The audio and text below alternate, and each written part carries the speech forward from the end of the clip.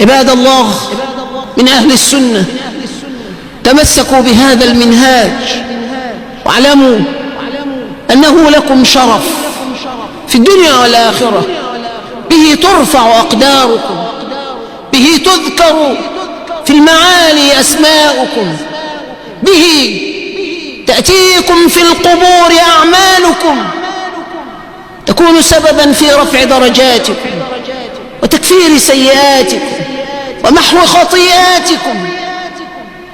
أعمالكم في نصرة دين الإسلام العظيم سبب من أجل الأسباب للوصول إلى رب الأرباب، لأن كل زمان وله عمل فاضل.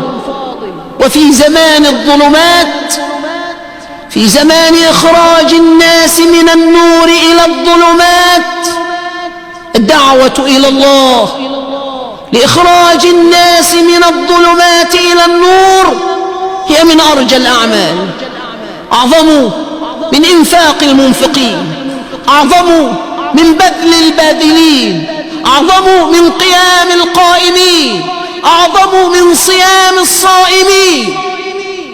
الدعوة إلى الله اليوم منجاة أمة، هداية شعب.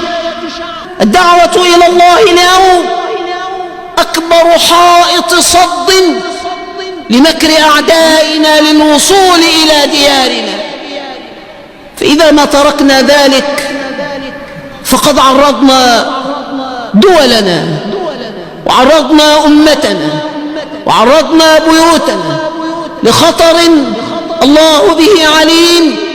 فاللهم استعملنا ولا تستبدلنا، اللهم استعملنا ولا تستبدلنا، اللهم علمنا ما ينفعنا وانفعنا بما علمتنا وزدنا علما.